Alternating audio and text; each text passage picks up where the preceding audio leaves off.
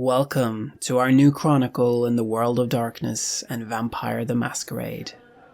Over the coming weeks, you will hear us play The Sacrifice from Chicago by Night, with Clara Horscher-Herbal as our storyteller, and the gentleman gamer, Matthew Dawkins, joining our coterie as a player. If you want to learn more about the background to the eclectic characters you will be following and how they were created, we can recommend you listen to the Session Zero that is available right now on our Patreon at the $1 level. This insight is not crucial, but will hopefully heighten your enjoyment of the show, and will also support us to continue making it. If you follow the first season of our chronicle No Man is an Island, we are also happy to report that a raw version of our first play session of Season 2 is also available already today. So, if you want to listen to the continuation of that story right now, there's a great opportunity to do so on Patreon. With all that said, I give to you now The Sacrifice.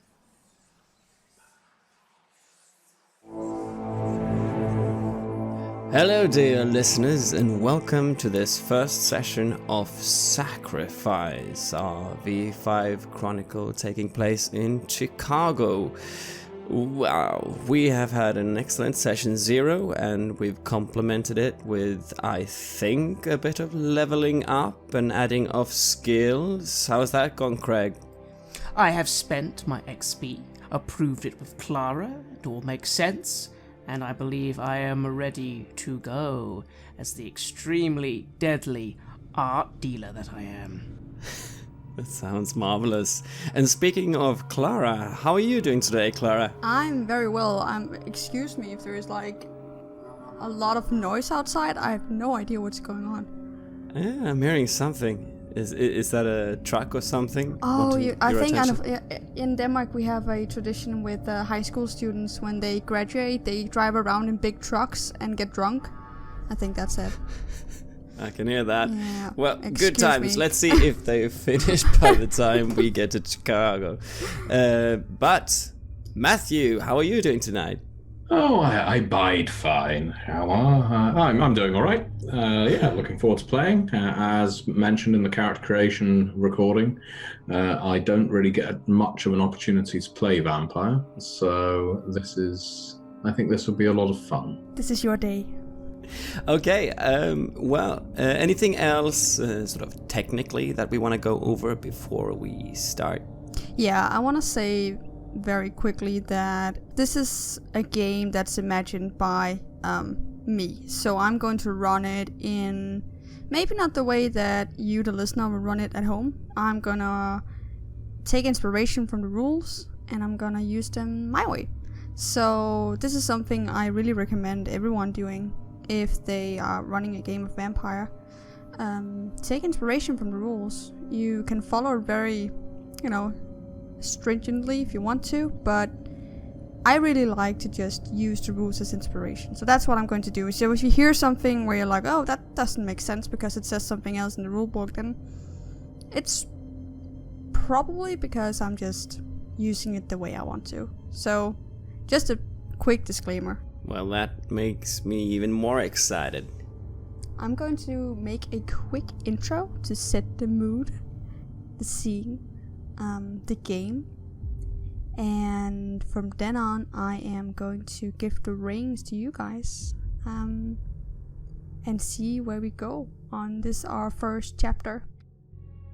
This is not a chapter 0, but this is an introductory chapter where we're going to get to know you guys. We're going to get you to know your characters, who they are, and the people surrounding them. So that's basically this game, what this game is going to be about.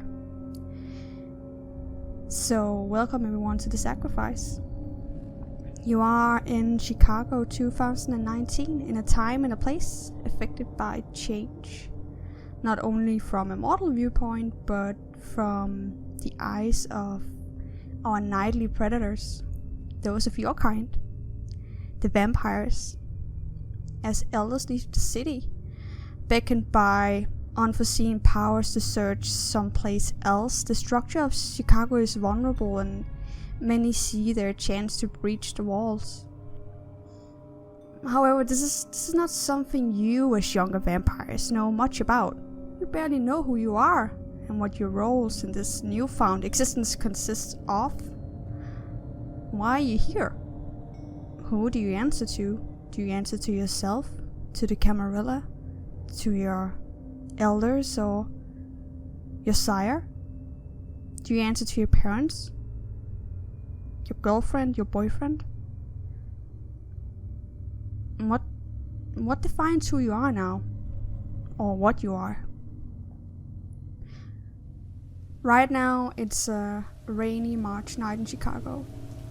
The last rays of the sun withdraws from the concrete surface of the street, leaving only the stars and a rare cast from the moon to light the way.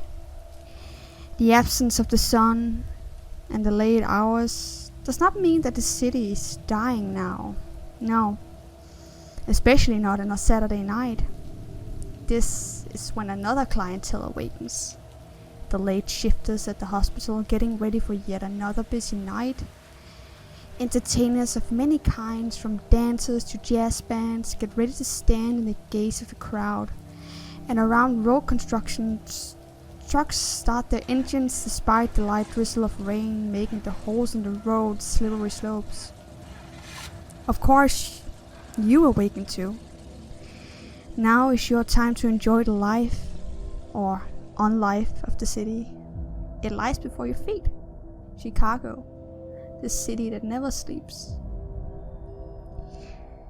So,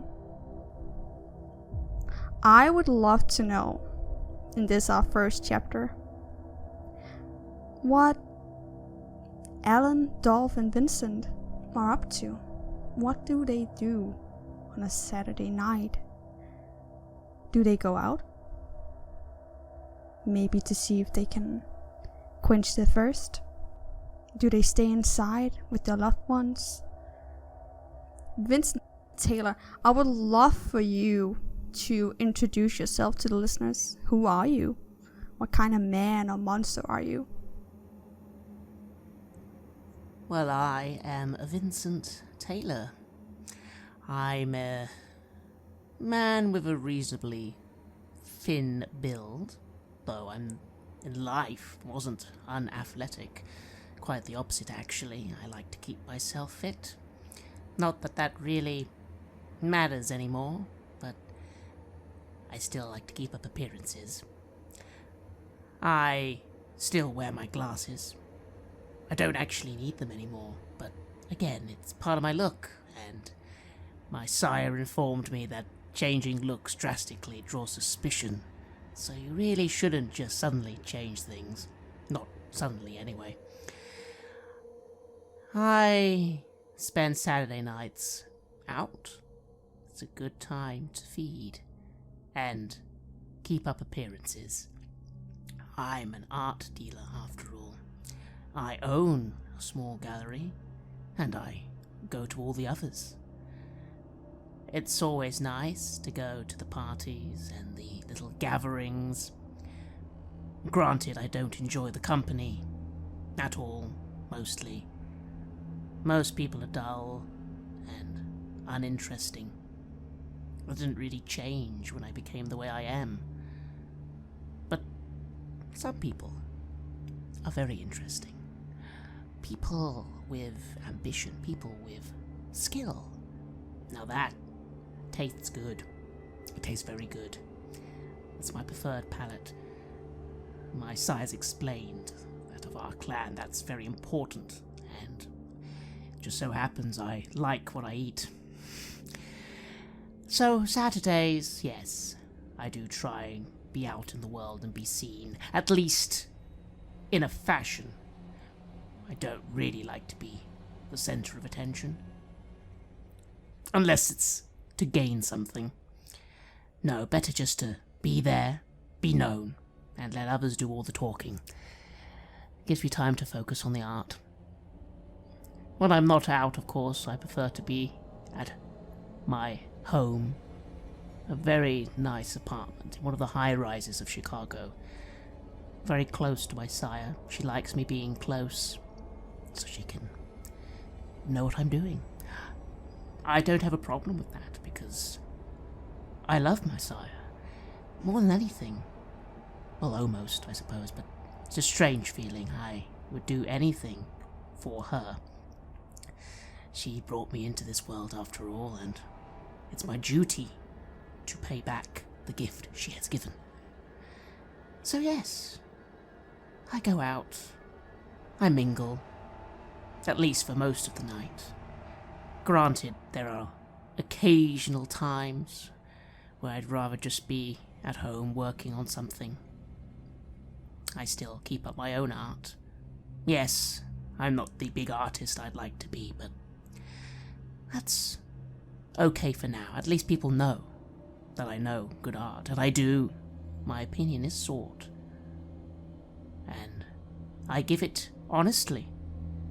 I don't really care what people think of me, especially now. So yes, that's what Vincent likes to do on a Saturday night. Go out to the clubs or the galleries, have a drink of someone. I keep my activities quite basic. Pick one nice person a night. And yes, mingle on the town to the best of my ability. Even if maybe I'm not always liked, I'm respected. Well, Vincent, tonight you awaken mostly like every night. You have this incredibly beautiful luxury apartment overlooking the entire west side of the city.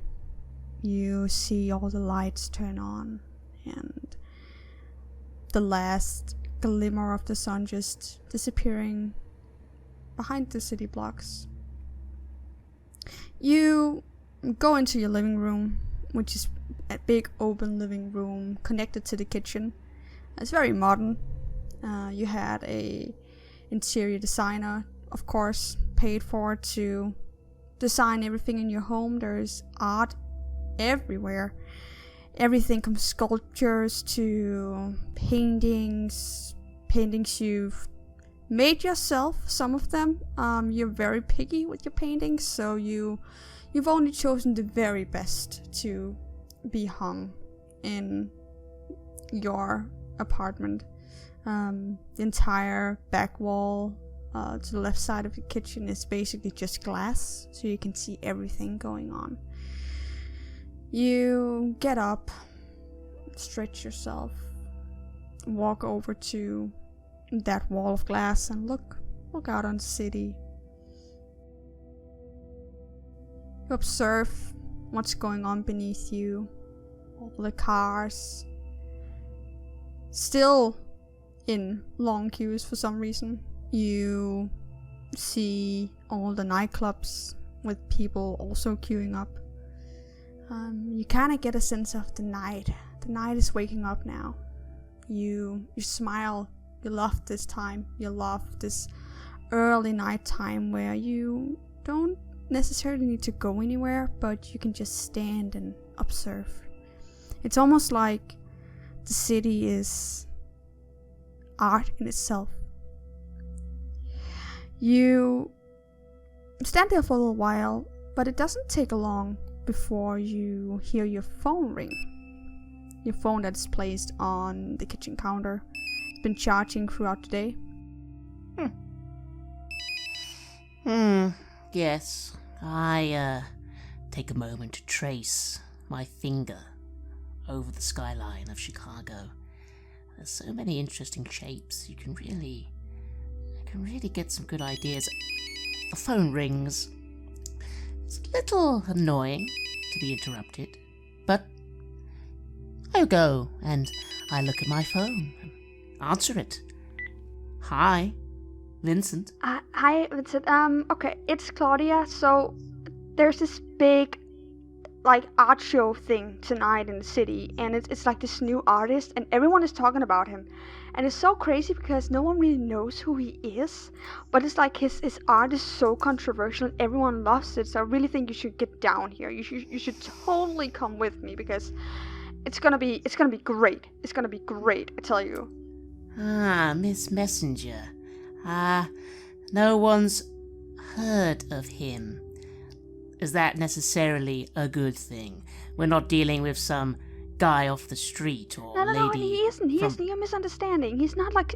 He's just. I think he's from France or something. It's so weird. Like his whole thing, his whole like performance thing is like no one knows who he is.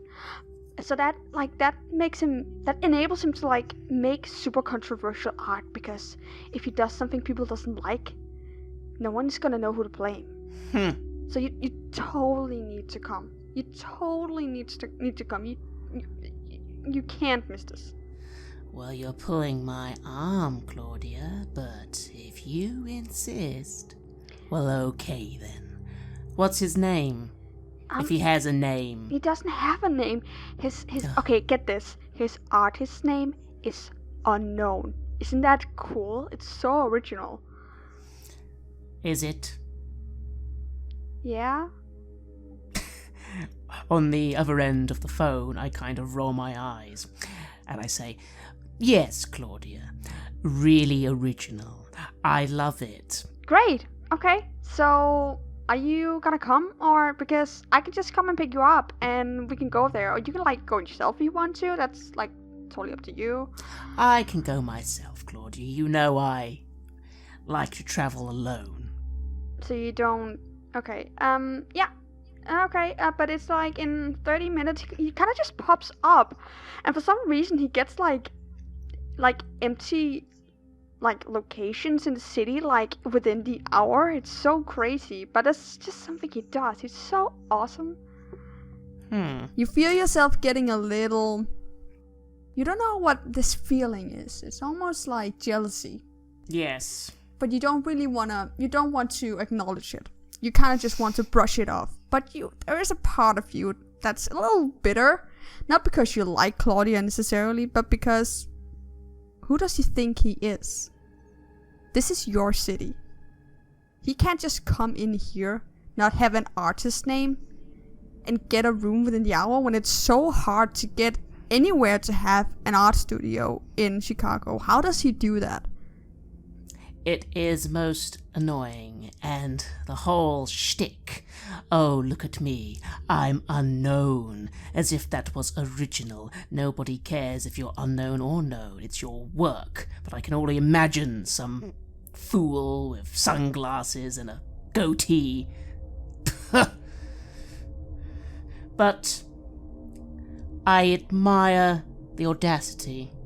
There is something to be admired in just coming and making a scene.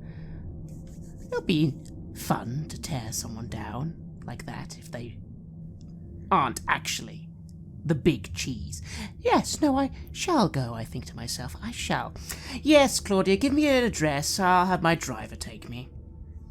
Okay, so it's right next... Do you know Crooks? Like the bar? Do I know the bar, Crooks? You've heard of it. It's kind of like a it's a real it's not very high class. It's somewhere you go when you don't have a lot of money but you really want to get drunk. And it's owned by crooks. And it's kind of like there are several bars around Chicago. Yes, I know of the Crooks. So it's the one on the west side. You know? The one by the mall. Thank you, Claudia. I'm sure this is going to be delightful. I'm so excited that you are so excited, because I was super nervous that you wouldn't come and you would kind of like think that this guy is nothing. But I could totally hear in your voice that you're so excited. So I'm like, this is gonna be so great. Okay, see you in like 30 minutes. Meet me outside. I shall hang up my phone and go to the intercom system of the apartment. Alright. And summon my man, Mr. Teller. Yeah. So you go to your intercom system, and it takes a little while for you to get a hold of him. It's late, so he's getting ready for his shift. He knows he has to be up during the night, being your sire's school. And you hear a... Mr. Taylor? Yes, Mr. Teller. We're making a little trip. We're going to the Crooks Bar. Simply delightful. I'm sure you'll agree, yeah? Excuse me, sir, but the Crooks Bar? Yes. You don't need to know why. You're just driving me there. We've discussed this before. Certainly, sir. I will get the car ready and it'll be ready in 10 minutes.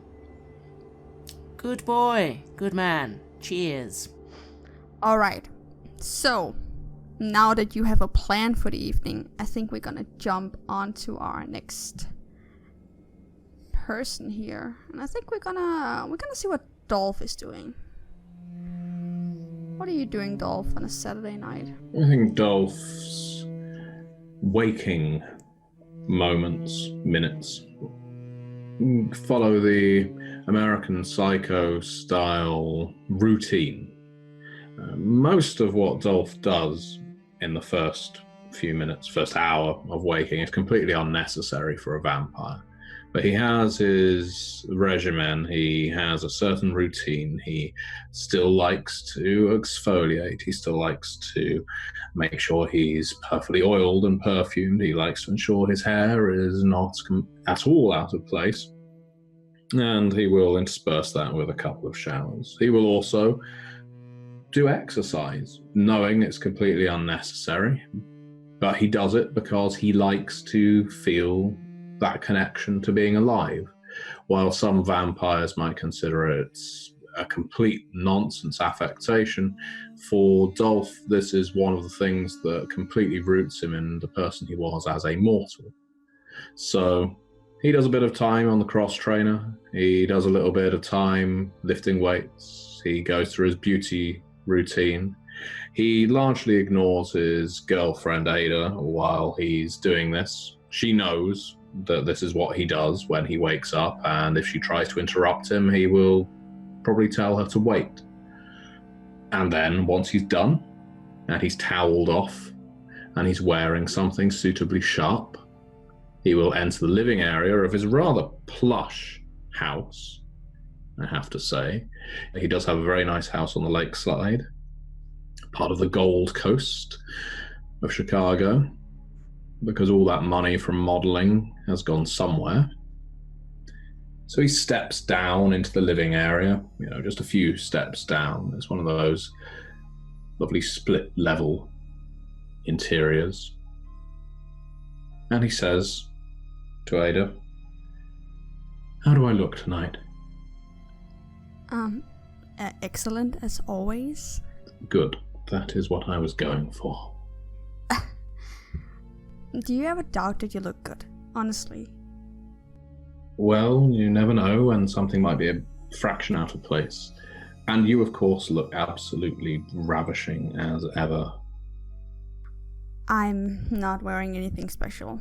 That doesn't stop you from looking absolutely ravishing, and you know how beautiful I think you are.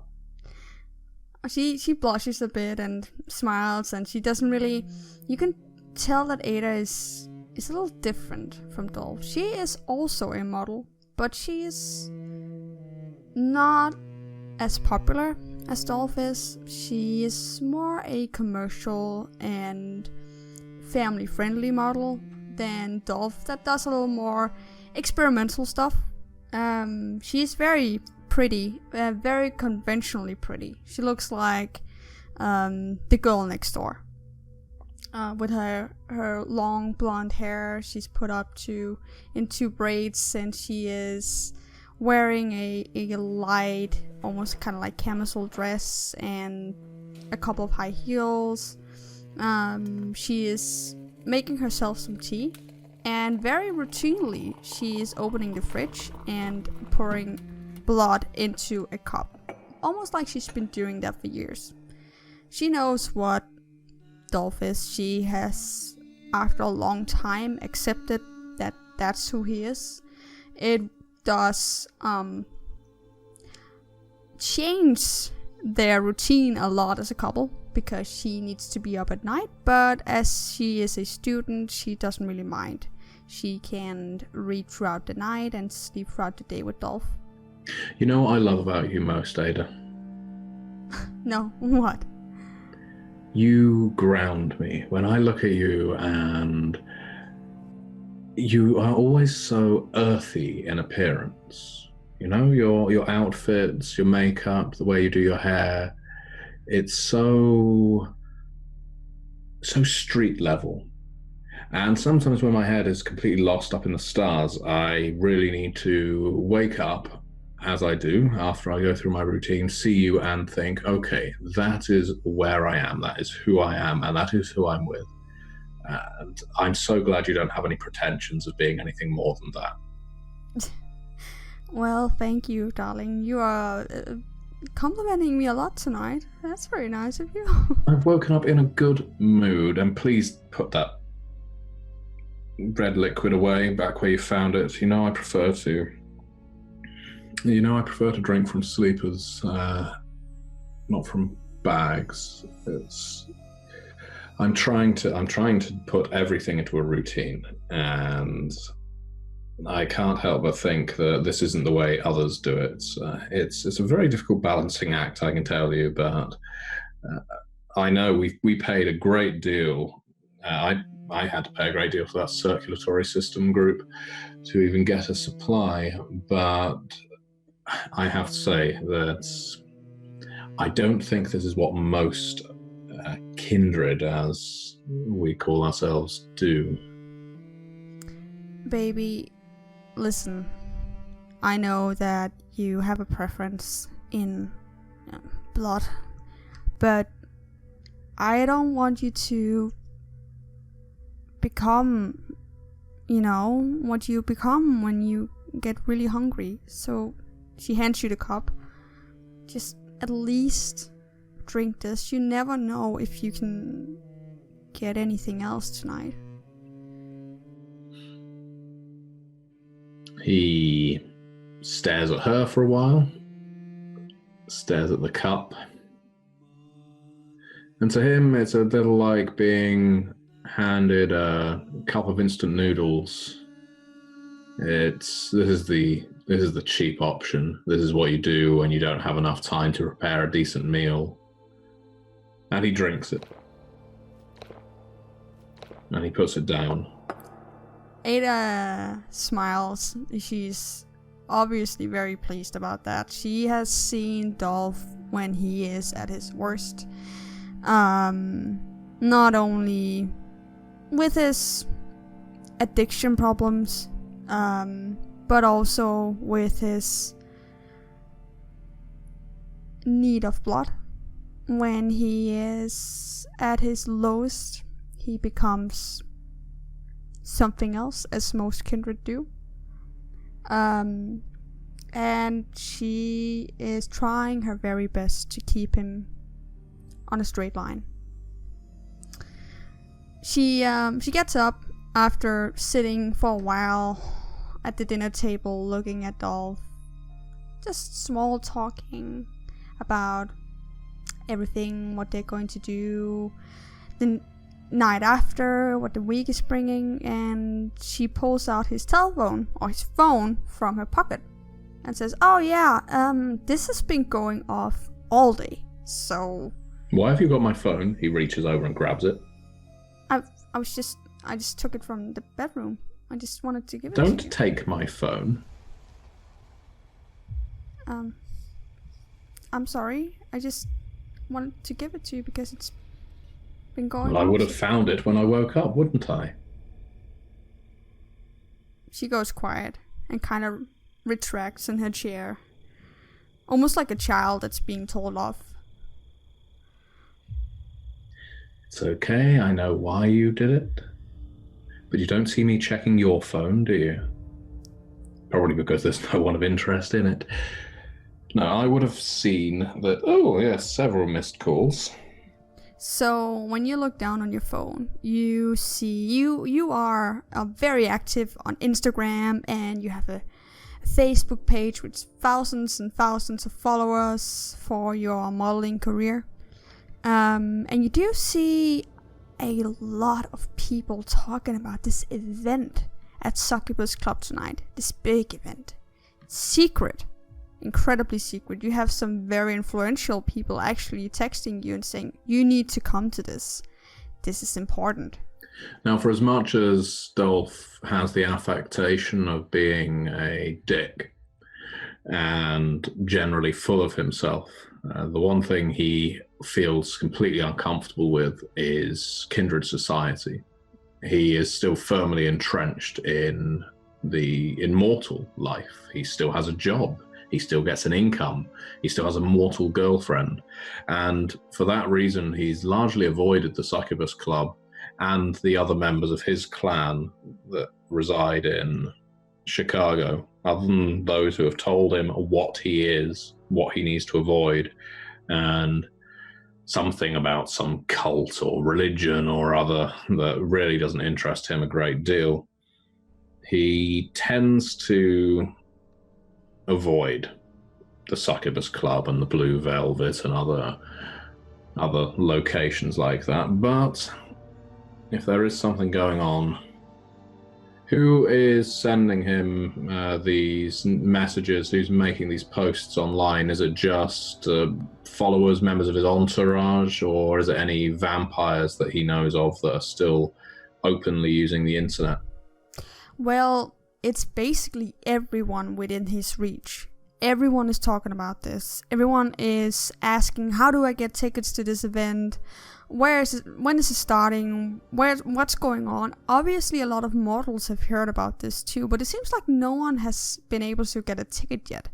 You have been getting a few messages from some influential vampires in the city, and some quite big models, maybe even bigger than you, who's saying, are you coming tonight? We have tickets for you. You just need to say your name and you'll be able to get inside. There'll be a lot of job opportunities, so you have to be there. Would you like to go out tonight, Ada? Well, I see you're looking a little tired. Well, we have a dinner thing with my parents, right? Well, yes, but I was looking for a way out of that anyway, as you know. You promised to be there. This is the third time in a row you're gonna skip out on it. Well, what am I supposed to eat? We'll just say that you're not feeling well. The Smythe Winters are coming over too. It's really important for my dad. Please? Smythe Winters, did you say? Yeah. Heaven's sake. My dad's boss. Suppose I know you don't their like them. daughter's a model, they know all about fasting.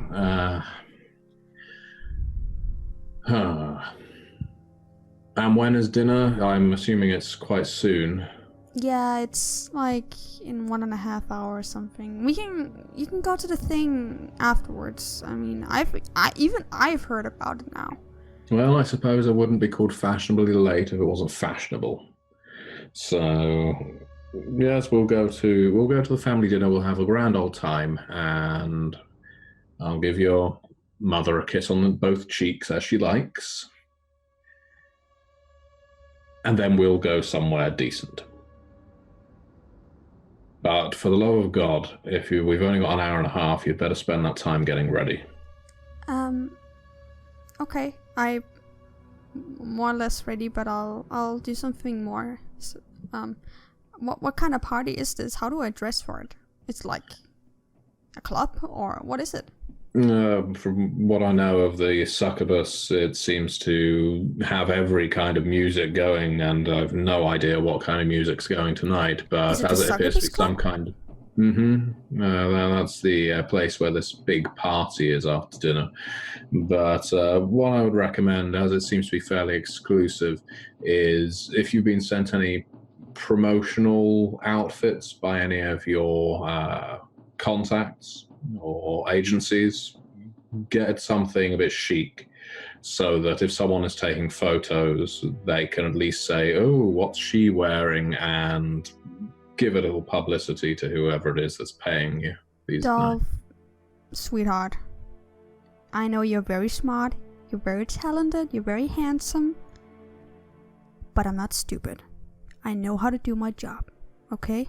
Well, you're the one who asked what to wear. Yeah, I was just asking what kind of party it is. It's an exclusive party, dear. Thank you. I love you very much. Get ready. She gets up, brushes herself up, and she disappears into a room next door. So you are sat alone with your phone, and you can see that this thing is blowing up. Everyone and their mother has heard about this now. It's kind of odd to you, because normally when there are events at Succubus Club, mortals will not know, or it will not be advertised as a secret party or a secret club event. It will be advertised as something that it completely isn't.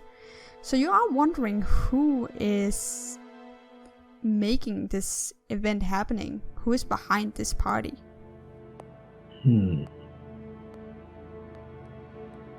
Now that Dolph has plans, I think we should move on to our last character, Alan. Yeah.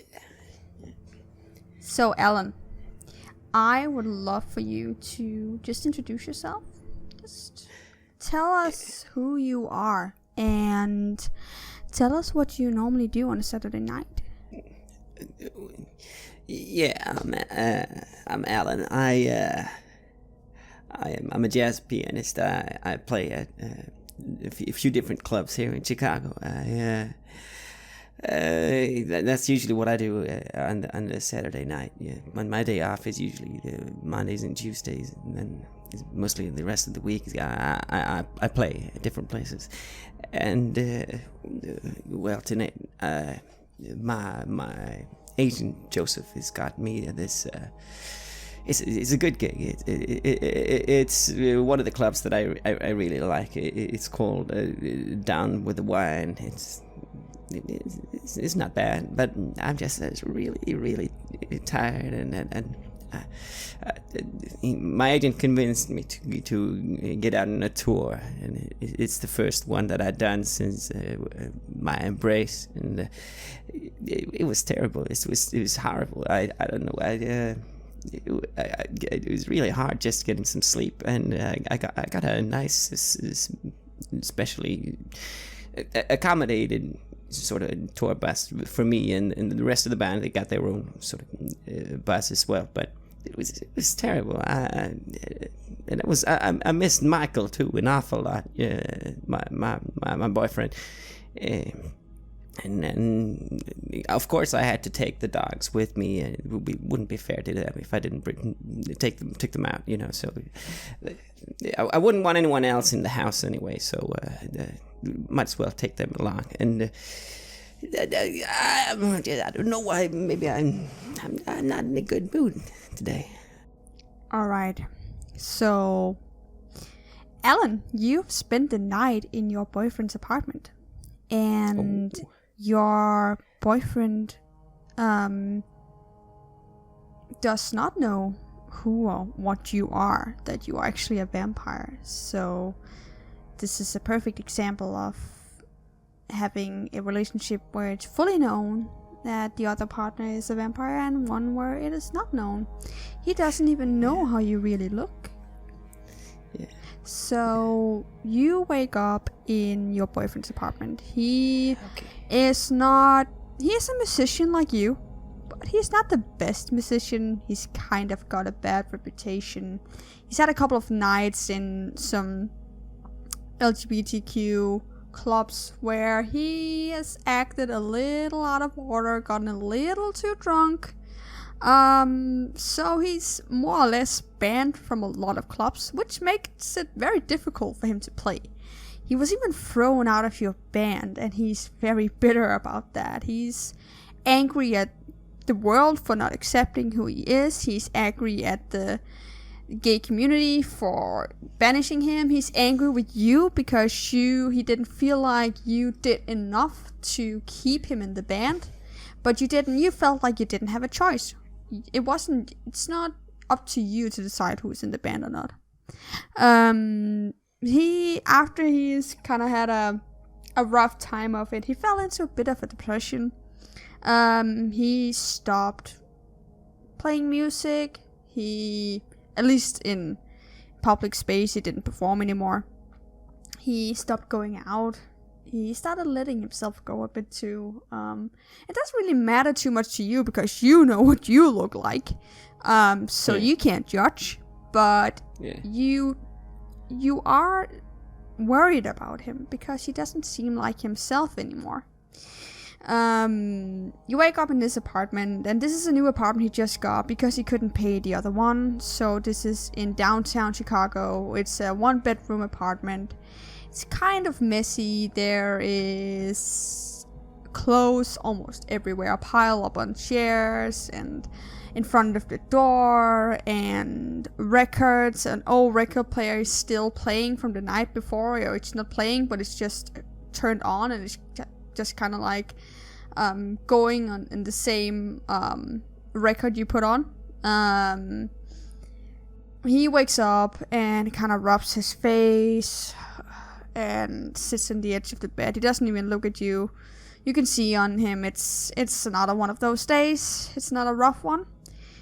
But for some reason, something inside of you, and you've been wanting to do this for a long time, something inside of you wants to finally tell him what you really are and show him what you really are. Maybe that'll make him feel better about himself. Because not only is he miserable, you're miserable too, so you can be miserable together. Yeah. Okay. Yeah, so I see him sitting up there in the bed, and do vampires dream? Yes, they dream. Yeah, and I just had this strange dream where I was talking to him on the phone, and I was trying to tell him that I didn't want to go to the place tonight, and in the dream he knew everything, and it was just normal and good, you know, and I knew I could come to his place, and now I feel like that dream is slipping away from me as I see him there, and I'm like, oh, I still have to tell him, and well, maybe it will be for the better. Maybe he'll really accept me. And I look over to him and I say, hey, how you doing today? How you feeling? You can feel on your skin and your face that the bane or the curse of your clan is starting to show through. Normally in the morning, it go throughout the night, you're fine. So you've made sure that if he wakes up during the night and he looks at you, he doesn't see who you really are. But in the early morning hours, the effect is kind of running out. So you can feel your skin is starting to sag a bit. You can feel it's kind of getting loose around your cheeks. Actually, I think it would be a good idea if you describe what Alan really looks like when he is not using blood to conceal his true self. Looking at Alan is like looking at someone whose skin is melting, whose face is slowly falling apart. You can't really explain what you're seeing. It's just like you described. It's sagging continually, as in a fluid motion. And if you look really closely, you will see in the gaps of the skin between the eyes 100 small little antennae of insects looking out, feeling out what's going on around the body. And this is the same all over the body, even the fingers. It looks as if the skin is about to melt and fall off in drops around the nails. All the skin is just it's looking more like some kind of goo that someone had desperately plastered on a body than actual skin. And it's horrible. I don't keep a single mirror at home because I hate myself, and I don't understand how this could happen, but it's part of me now. So, Alan right now has a choice. He has a strong need for Michael to know who he is. So normally, by this time in the morning, he would use his blood to conceal what he really looks like. But for some reason, he just feels like, no, not today. Today is the day where I'm going to tell Michael, I'm going to show Michael what I am. Because I know that he will love me for who I am. I'm sure of it. Michael just turns around haphazardly and he doesn't really seem like he is enjoying your presence. He doesn't even seem like he's enjoying his own presence, for that matter. And he kind of shrugs, looks down at his feet, goes, yeah, I guess I'm fine. I had another nightmare, so it's just, same old. Yeah. What did you dream this time? The dream about you, the dream I have sometimes where your face appears and it's just full of blood? Yeah, you told me about that, Yeah, that's the one again, man. It's so weird. And I feel like in the dream, it's not even your blood, it's someone else's blood, and it's just fucking me up. Yeah. Michael, I want to talk to you about something. It's how life is. It's pretty shitty now. I know what you're going through, man. I've been through a lot of shit myself. And what's important is that we have each other. I really want to be there for you. Yeah. I mean, I want to be there for you too. I'm so tired of everything. I just want things to be normal. I really want to move out to that country house we looked at the other day. Yeah. I really want to do that so bad. I just want to get away from this fucking city. It's driving me nuts. I think we could, man. It's just that, I got my work here, and I think you could have too, if you... It's been a bit rough lately, but I think... maybe we could just use a bit of vacation, we get away, the two of us. What do you think of that? We could just, a few weeks. Yeah, with what money, Alan? And you're bringing up me not working. You know how I feel. You know how hard this is for me. Listen, Alan,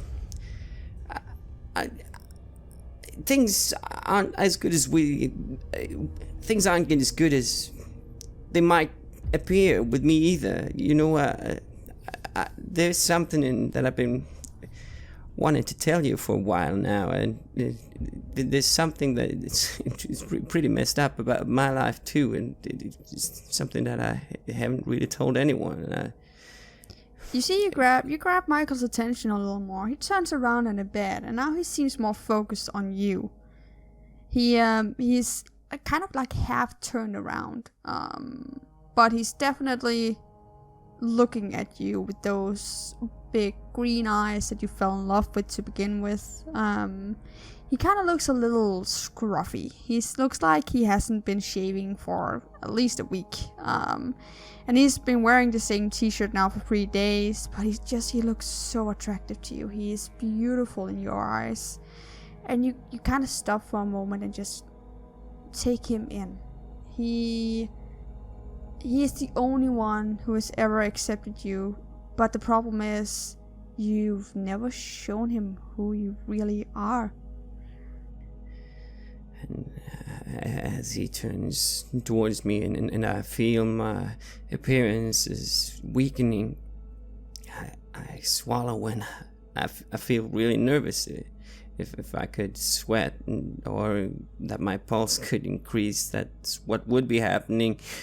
But I still feel it intensely. I'm overwhelmed by this feeling of nervousness, and I am just millimeters away from trying to refresh my facade, but at the same time I have to let him see. I know if anyone, he will understand, and I just wait there for a second to see if he reacts to anything that he sees.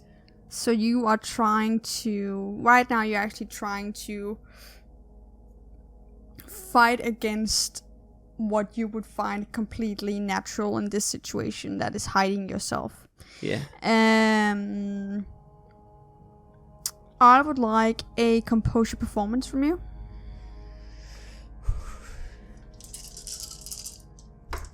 It's 6 and up. I get 4 successes, and my hunger die doesn't get a success. Okay, does it get a failure? 5. 5, okay. So you, despite everything in your body, every single inch of your body, wanting to cave in to this need to hide yourself, you stand by what you're about to do, and slowly your face starts to droop. You start to almost transform in front of your boyfriend.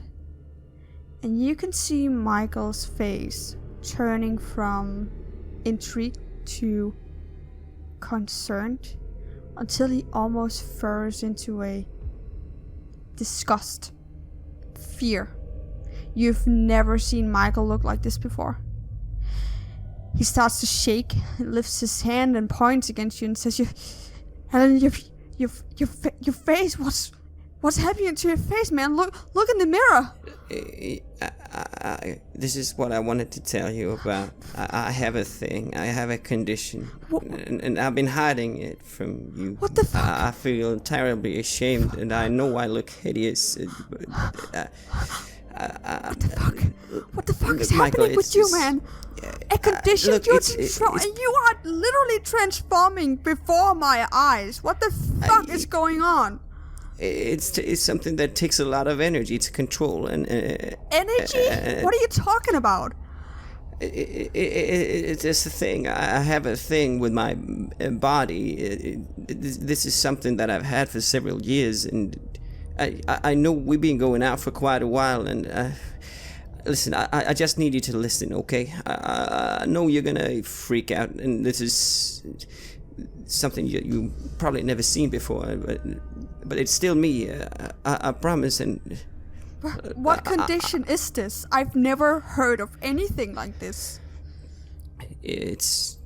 That's the thing, you see. It's something that is not talked about. It's certain circles of people who have similar conditions, and they've all become sort of adept at hiding themselves. And what's the condition called?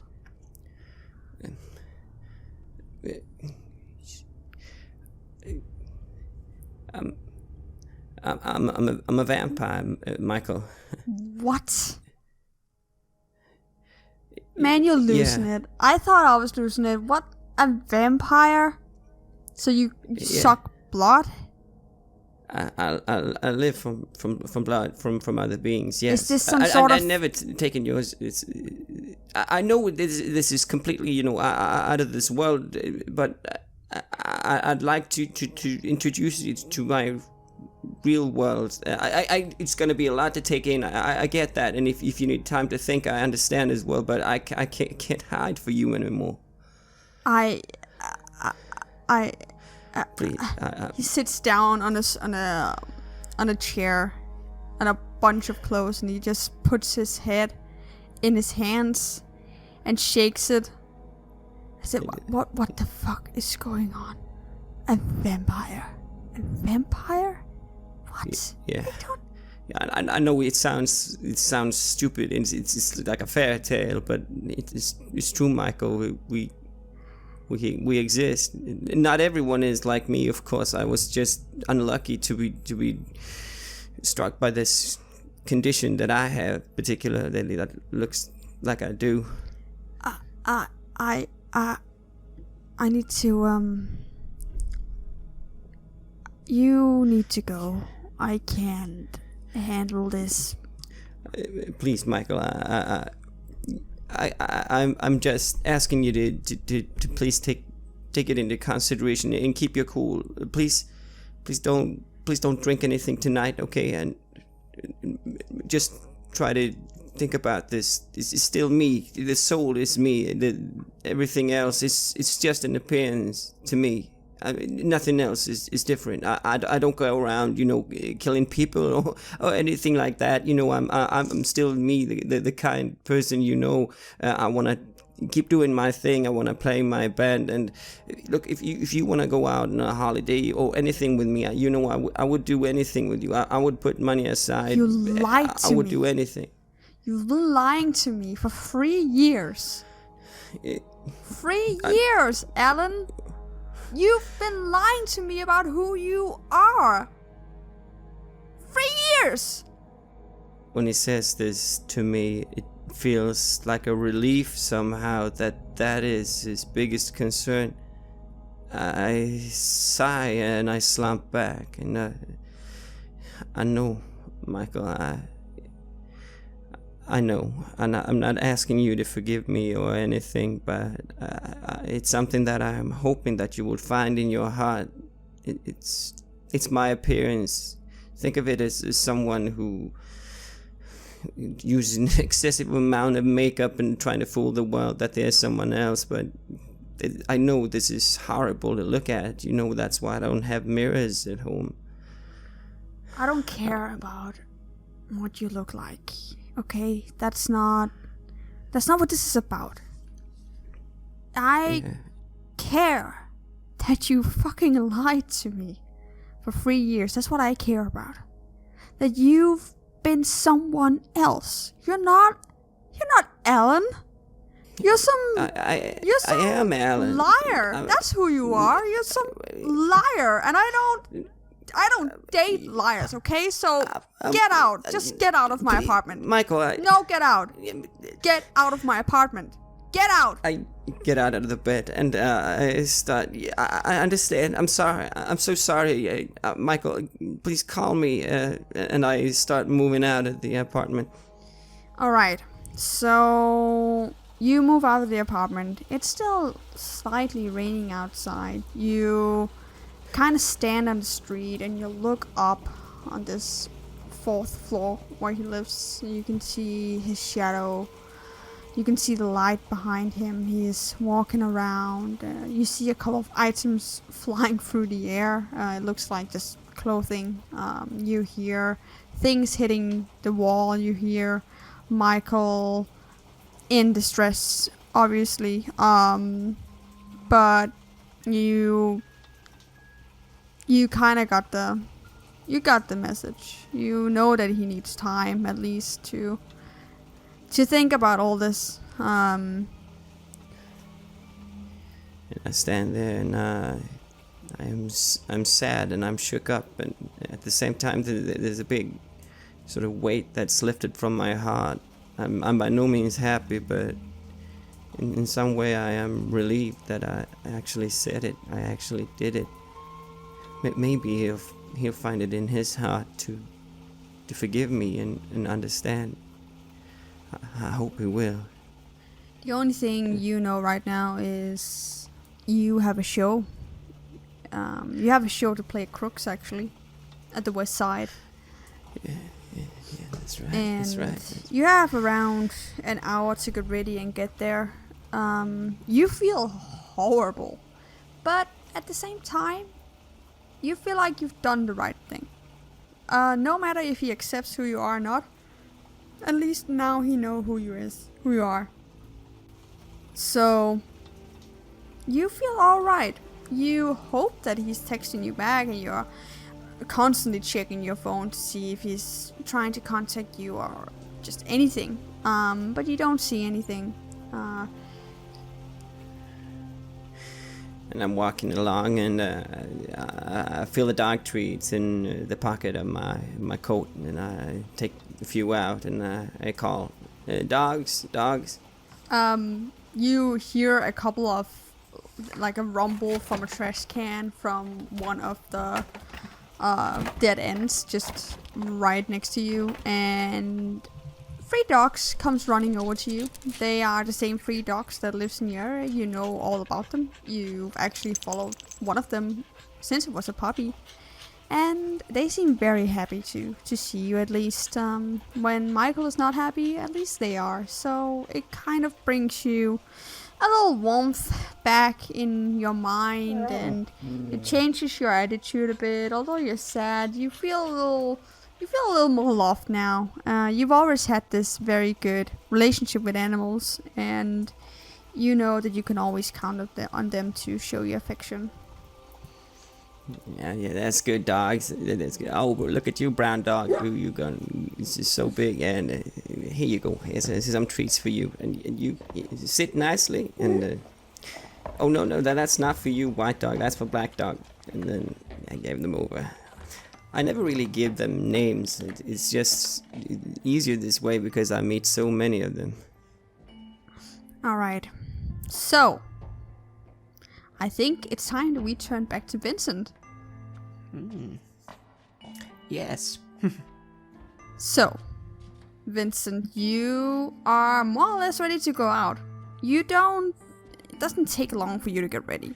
It's not like you don't care about your looks, but you know you look decent. You know you can look better than you already do. You are wearing a suit that you really like from a local designer.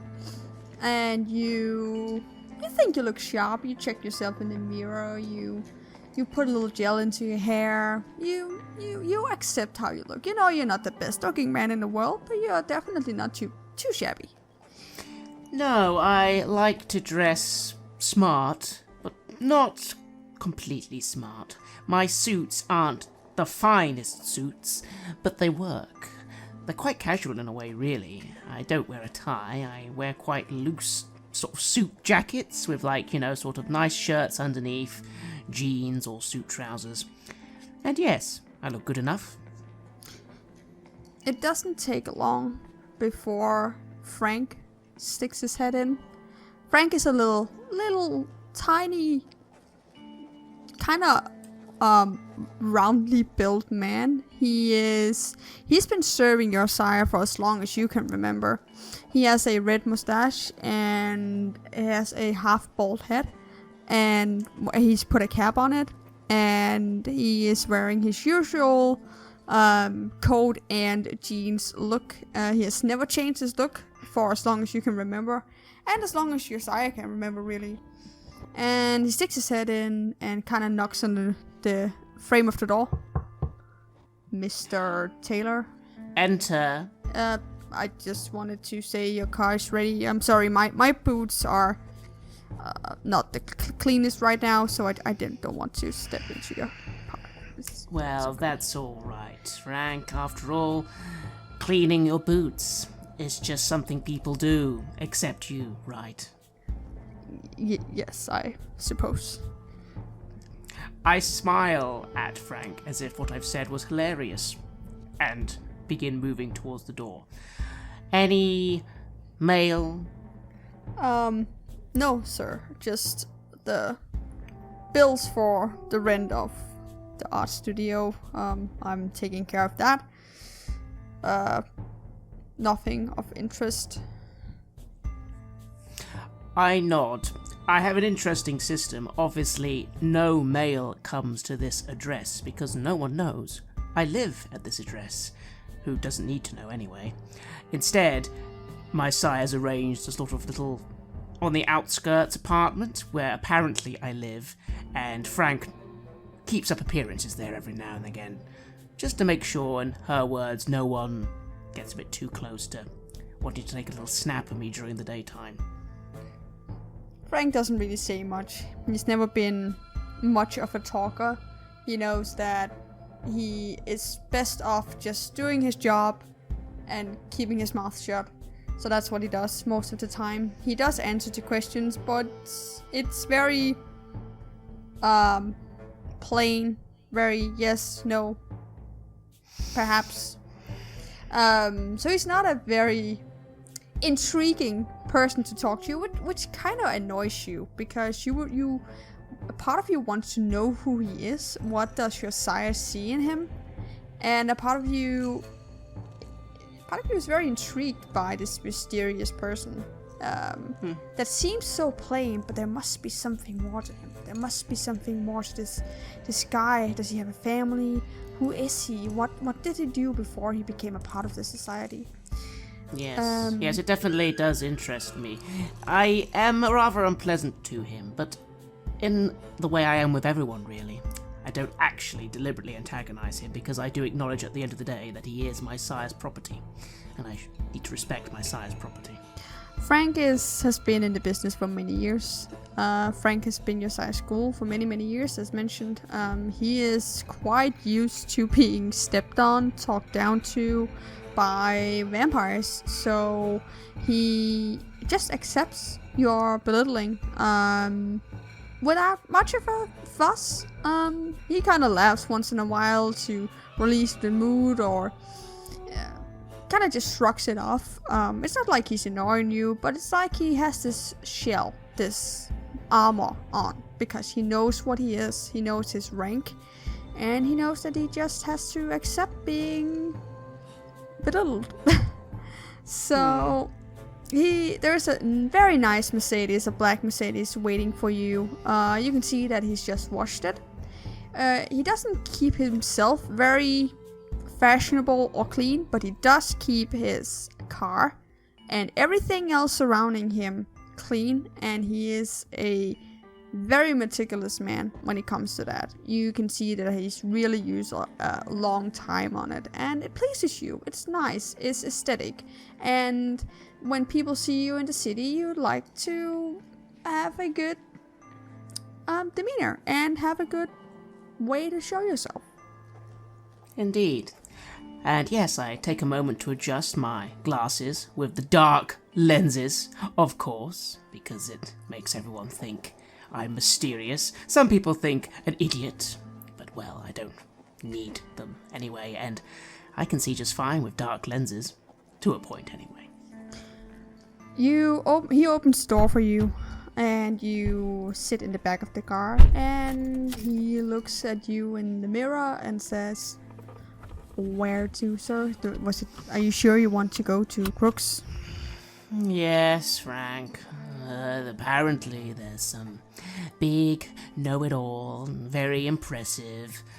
I have to go and see for myself, if only so I can destroy him. That sounds very nice, sir. He starts the car and pulls out, and you are now seeing the city a little closer than when you were standing at your apartment. You love the nighttime of the city. This is your favorite place to be. You love every little single detail of the buildings, the architecture. You love to look at other people's outfits, because sometimes it's like it's art in itself.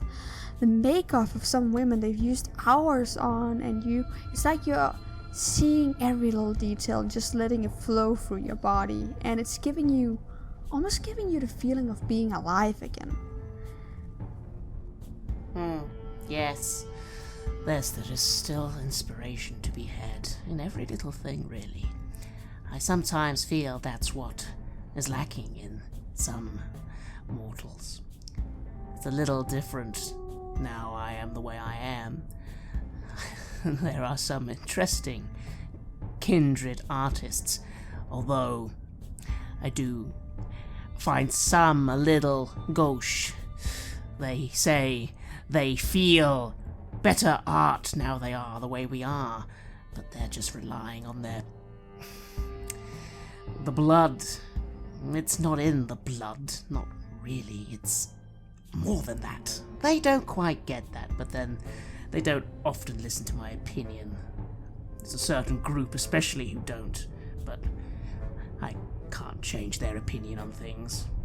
Not yet, anyway. It doesn't take long for you to get to the place where Cecilia wanted you to go. It's 10 minutes away in your car. It really doesn't take long, and the traffic isn't too bad right now.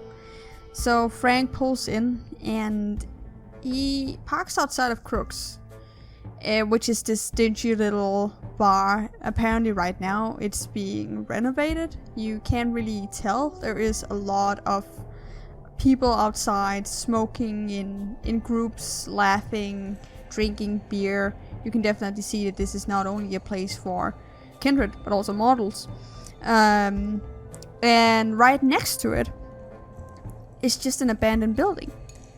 That's what it looks like to you.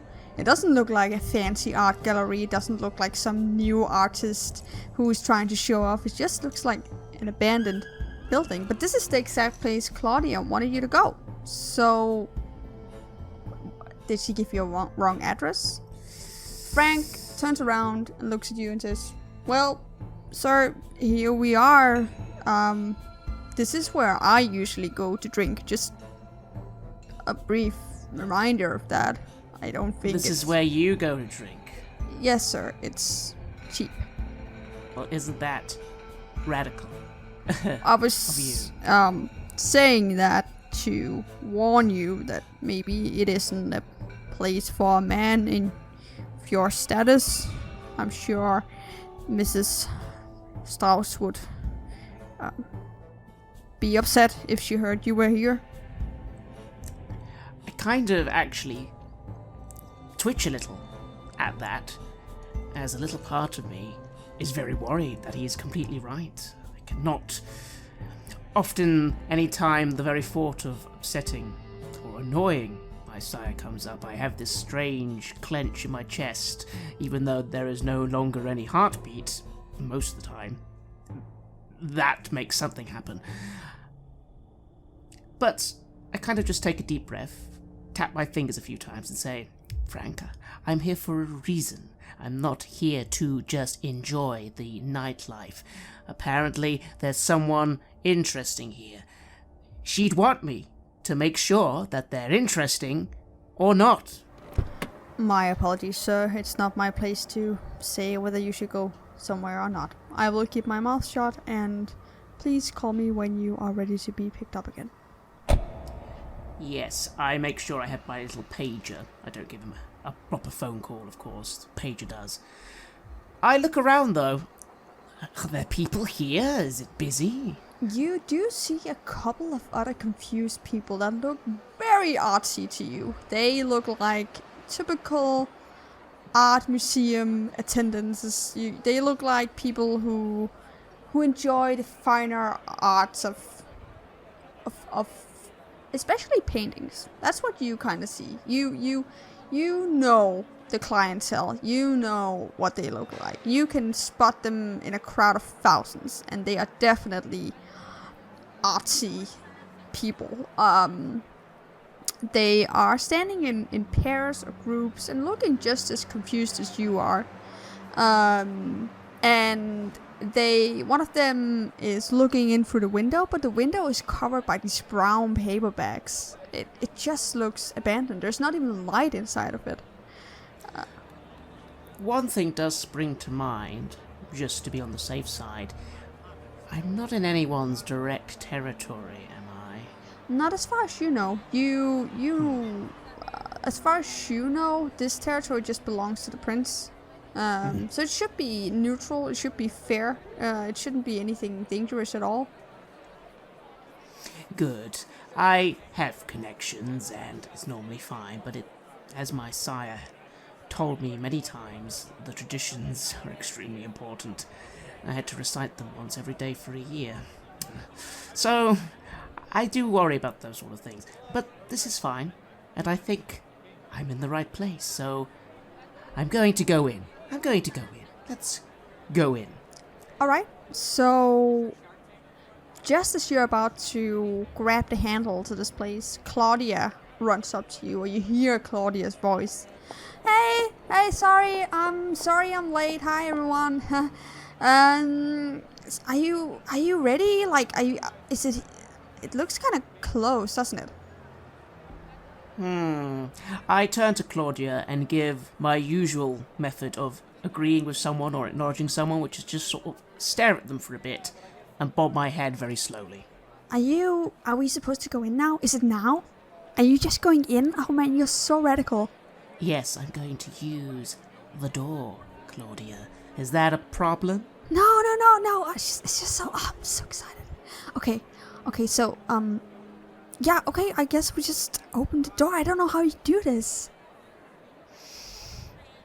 Your lack of knowing what's going on, Claudia, is starting to concern me just a little. You do have the right building, yes? Yeah, it's here. And a couple of people behind her just nodding, saying, yes, we heard that it's here. The art exhibition is here now. Well, go on then, Claudia, dear. Open the door, will ya?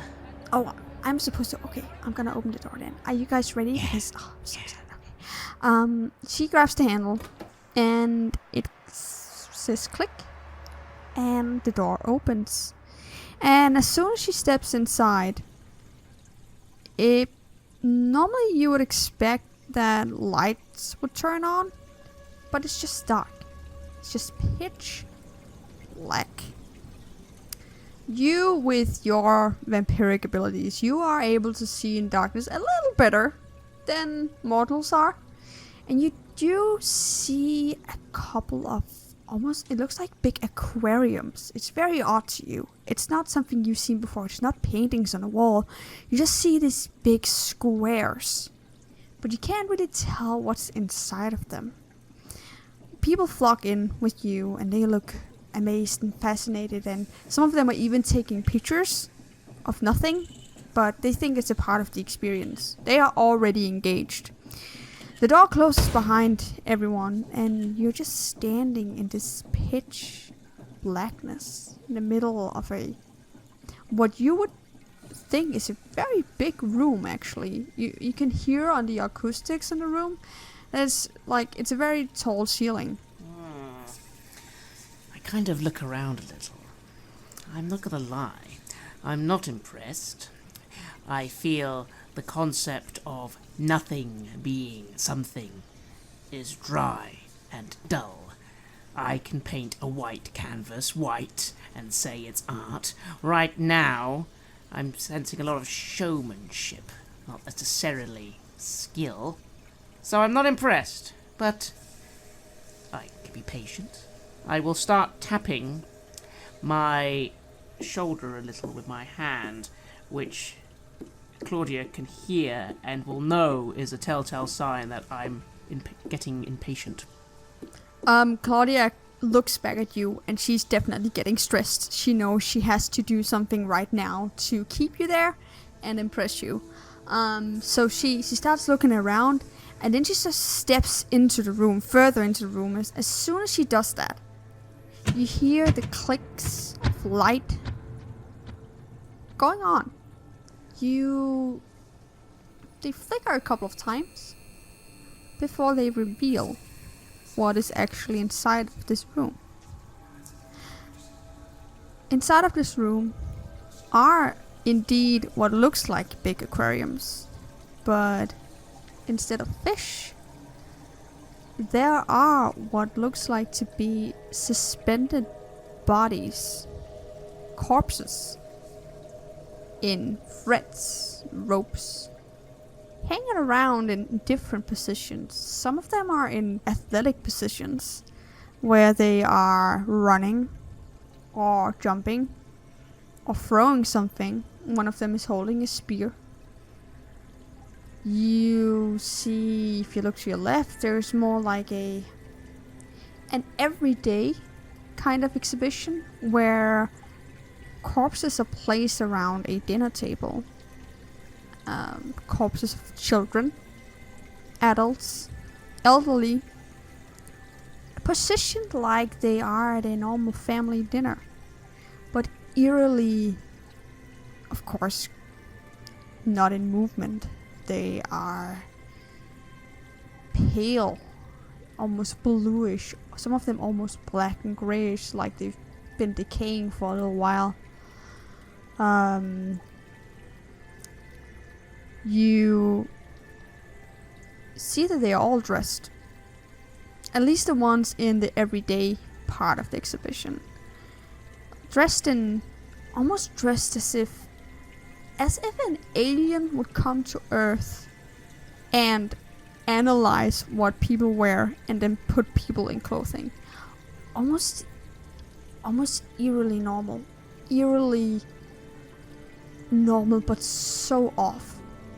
Even you, and you've seen your share of corpses and your share of odd artwork, even you almost get shivers down your spine.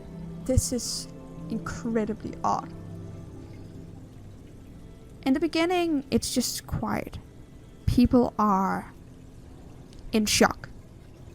That's pretty clear to you. But there's also a fascination. And one of the attendants, they pull out a camera and clicks. And as soon as he does that, everyone else seems to pull out cameras. They take selfies, they become a little more comfortable just walking around looking at these corpses. And Claudia turns around to look at you, and her eyes are bigger than they've ever been. She is loving this. Oh my god. Okay, are you seeing this? Oh my god. It's certainly audacious, Claudia. But I'm going to need a little closer look. You're letting showmanship blind your judgment. Anyone can dress a mannequin up, splatter some blood on it, and make it look dramatic. Admittedly, internally, I am feeling that there is something a little amiss here. I'm really starting to wonder about the nature of our guest artist. Could he be, or could they be? Also, there's the question of value, which internally I'm calculating. The issue being that actually this sort of thing, the sort of people who want to buy this sort of thing are very particular. Very particular. Sometimes that's not actually that good. But no, I will raise an eyebrow, and I shall go over to one of the fish tank exhibitions and just take a really good look. What are these? Are they really human corpses? I think I could be able to tell. Or are they just very clever craftsman's work? Alright, so what you're looking at right now is the everyday exhibition. And it seems like it's like the same family, almost. It's this family of a mother and a father and two children, a boy and a girl. Around the same age, the boy is a little younger than the girl. It seems like that's what the artist tried to portray, at least, but he's obviously using different bodies for all of the exhibitions. So one of them is the one where they're sitting around a dinner table. Another one, they are in a makeshift car. So you just see one car door or one side of a car, and the father is driving. They look almost like they dress like a, actually, let me see. Why don't you give me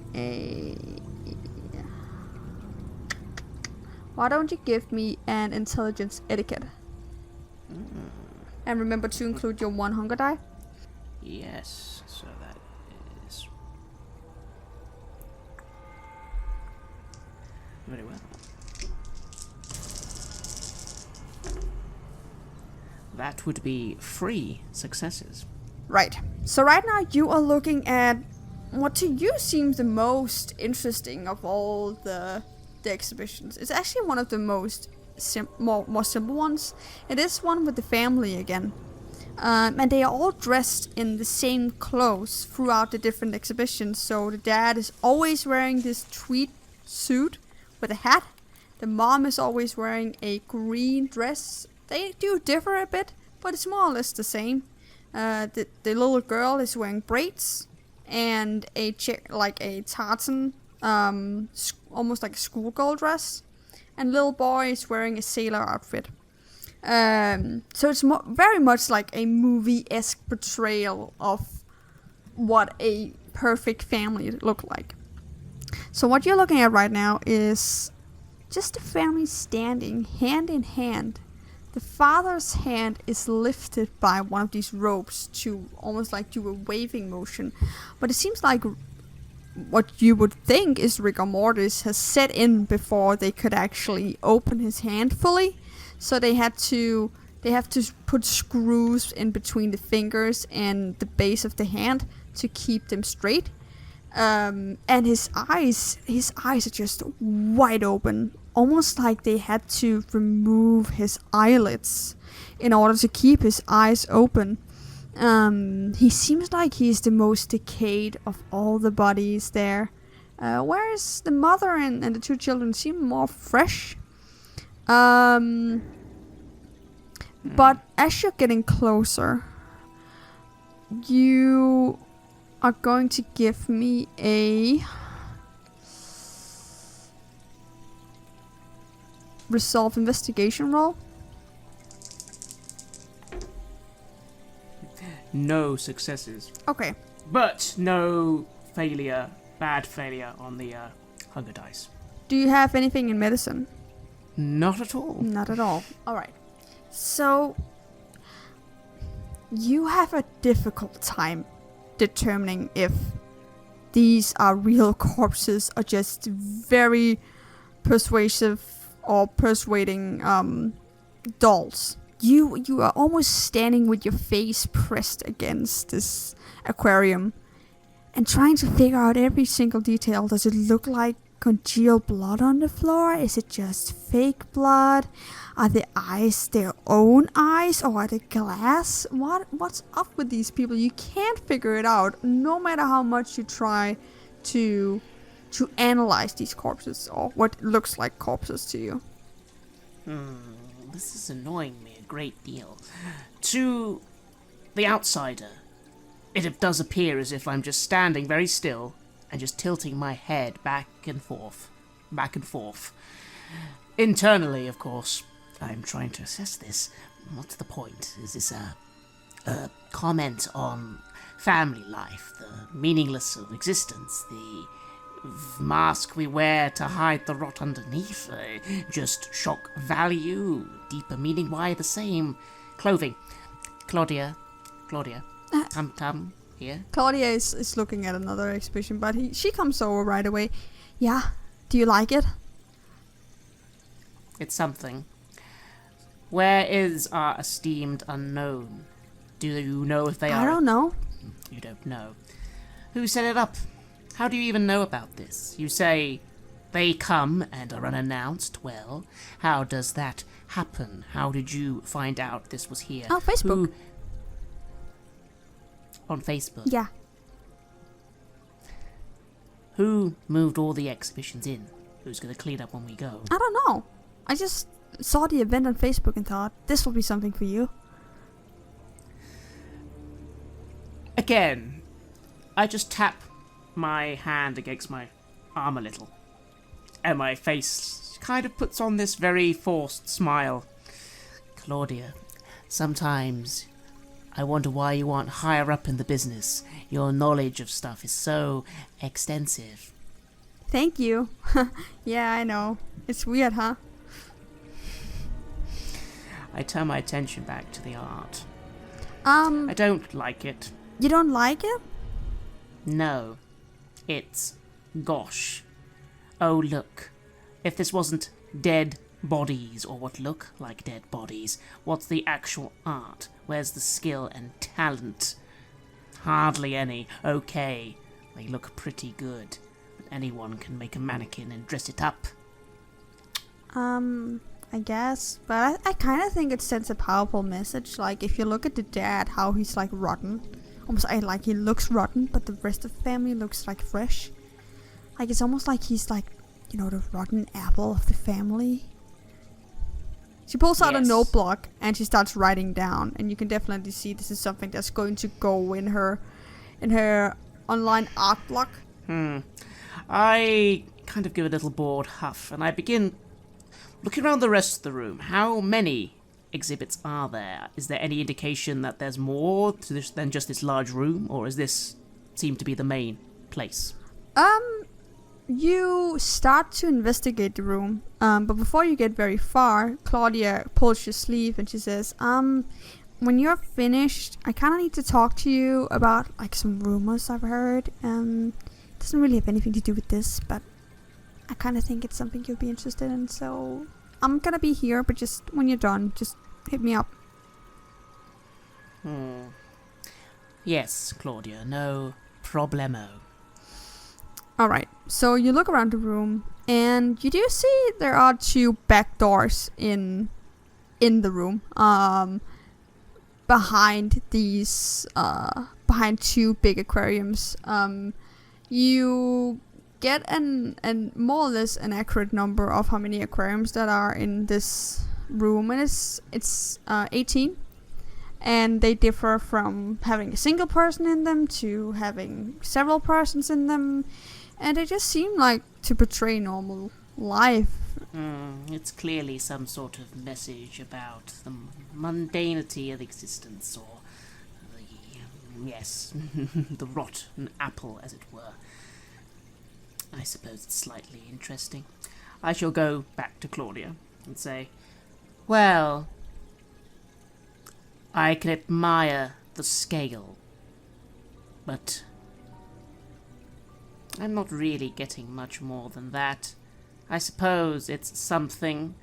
Let me guess, the punters are adoring it. Yeah, I mean, I'm kind of having a hard time, but I really think it is sending a powerful message. I can, like, feel it in my soul almost, you know? Still, I'm not sure what else I can say. If unknown is unknown, I can hardly speak to them to discuss buying or selling. I mean, I can try to see if I can figure out who he is. Do it. I will as well. I mean, for a price. For a price? Your standard fare will be administered, Claudia. Nothing more than that? I mean, I think this is a pretty good find, to be honest. I mean, you've never seen anything like this before. I know you haven't. She almost gets a little cocky. You don't like it at all. How dare she? I don't. I kind of just lean in and say, correction, Claudia. I have. Just not on this scale, and not with such mystery. So don't correct me, okay? You wouldn't want me to suddenly no longer like you, would you, dear? No, I guess not. Okay, fine. Yeah, I'm gonna see if I can figure out who unknown is.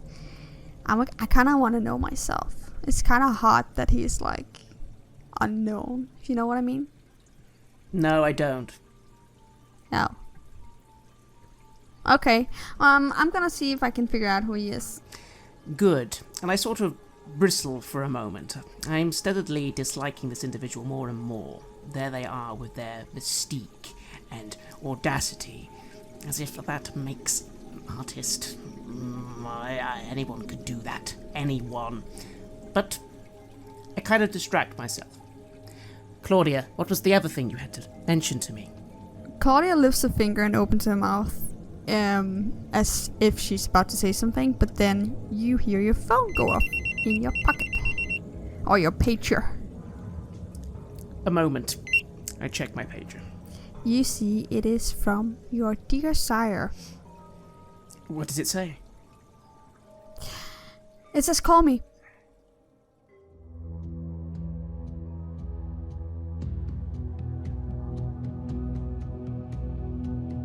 You have listened to an episode of Red Moon Roleplaying, where we played the chronicle The Sacrifice from Chicago by Night for Vampire the Masquerade 5th edition. Chicago by Night is published by our friends at Onyx Path Publishing, and Vampire the Masquerade is published by Modiphius. Our storyteller was Clara Horscher Herbal, and we were also joined by the gentleman gamer Matthew Dawkins. Check them out on social media and on their Patreons to support their work in the tabletop space. The intro was composed for us by the amazing Simon Kölle, and he has also provided us with all of the music for this chronicle. Check out his work at simonkolle.com. If you want to support our work, please check us out on Patreon. You can get access to bonus campaigns for Cult Divinity Lost and Coriolis there, as well as get early and raw access to all of our recordings. More importantly, that support is what keeps the show going, so do check us out on Patreon. Thank you again for listening, and see you soon again.